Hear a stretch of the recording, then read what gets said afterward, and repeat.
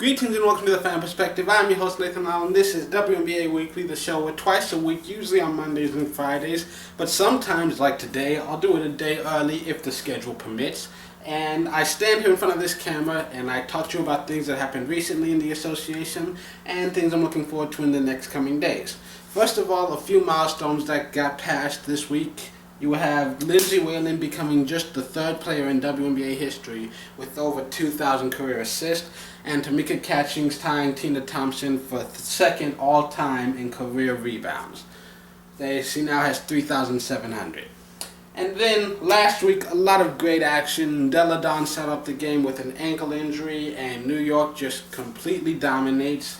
Then you have the Fever defeating the Mystics to jump all the way into second place in the Eastern Conference. You have Maya Moore with 32 points as the Lynx just dismantle the Stars. And by dismantle, I mean, the Stars actually did have a lead at one point in time. And they looked like they could be pulling the upset. But did anyone really believe they could finish them off? I didn't. And then you have the final game of the night, one that I was not expecting to be this good. In fact, I almost skipped out on it because, one, I thought it would be a blowout, and two, it was running late, and I like to watch Nickelodeon before I go to bed. I didn't want to miss Hey Arnold or Rugrats, but I ended up tuning in, and the Storm ended up actually being very competitive. Langhorne led the way with 18 points. Bird, Lloyd, and Mosqueda-Lewis, each of them had 15 points. And then Candace Parker, she was one assist short of a triple-double. And, the Sparks, at one point in time, they led by 16 points in the second half.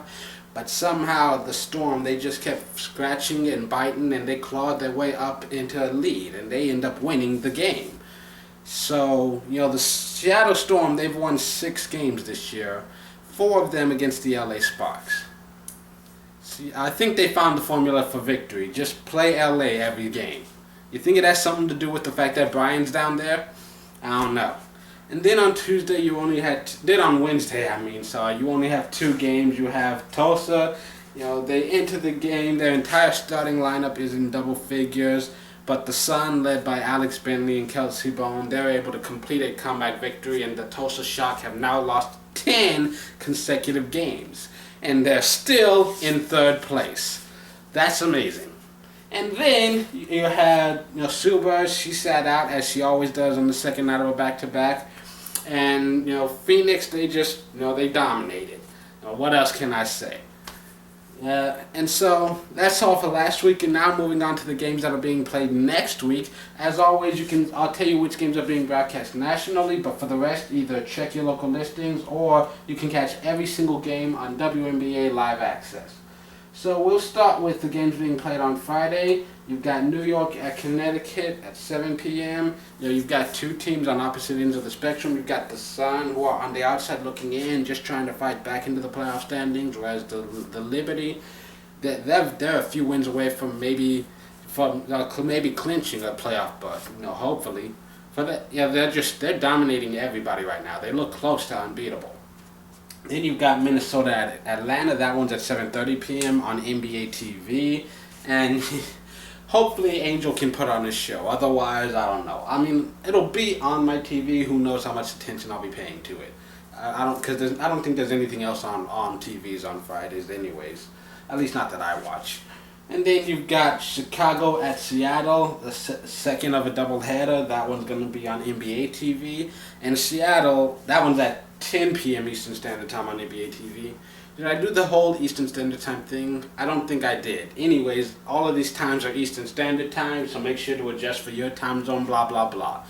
Anyways, so yeah, Chicago at Seattle, it's going to be interesting because Seattle, they were on a 6-game road streak, and now they're going to stay home for the next 6 games in a row. And they do play much better at home, especially since they have so many young players. And Chicago, while they've been dominant at home for the most part, they've struggled on the road so far. And now with Elena currently injured, listed as day-to-day, I don't know her official status right now. There's a chance she'll play, there's a chance she won't. I don't know what to tell you right now.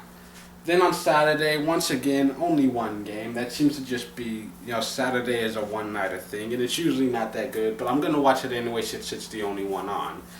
You've got Tulsa at New York, 7 p.m. Eastern Standard Time on NBA TV. And Tulsa, a team that's lost 10 games in a row, is going to go on the road against New York, one of the more dominant teams in the league. Good news for them. New York's on the second night of the back-to-back. Who knows? Maybe they might be tired. Then again, has Tulsa actually won a road game since Skylar's injury? I don't know. They might have won one. And then you've got Sunday, a full slate of games, starting at 3 p.m. Eastern Standard Time on NBA TV. You've got Connecticut at Atlanta. Then you've got Minnesota at Washington at 4. Then at 5 p.m. on NBA TV, you've got Chicago at Los Angeles. Hopefully Atlanta will be back again. LA winning to Chicago took a win from them. Maybe Chicago helping to go into LA and get some revenge. Still a victory there. The Sparks looking to avoid another loss. They can't go on a long losing streak because they're still very much in the fight to miss. The Sparks and Storm are right behind them. So they really can't afford a lot of losses, or they'll be split right out of the playoffs again. And then you've also got Indiana at Phoenix at 8 p.m. on ESPN2.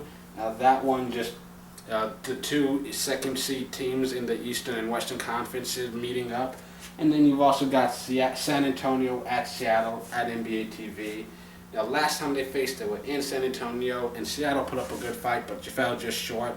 Now they get a long home stay, and they're facing a team that has yet to win a single road game this year. Well, that's it for this edition of WNBA Weekly. Tune in on Monday for another all-new episode, but until then, this has been The Fan Perspective. I'm your host, Nathan Nall. Have a good weekend. Hope you enjoy the games.